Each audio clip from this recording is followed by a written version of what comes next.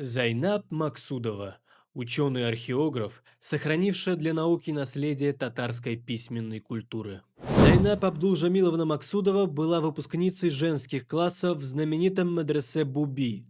Она долгое время преподавала сначала русский язык в школах, а затем арабский в Казанском педагогическом институте. Ее жизненным подвигом стало создание уникального исламского библиографического каталога. В нем собраны сведения о более чем 7 тысячах восточных авторов и около 30 тысячах их произведений.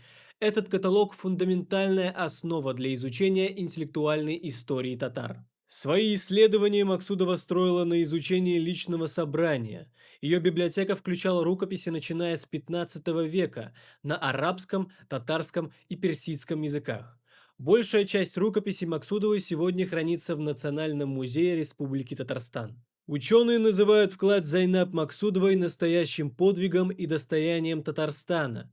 Ее научный архив продолжает изучаться, а изданные по ее материалам труды возвращают из забвения имена сотен мыслителей.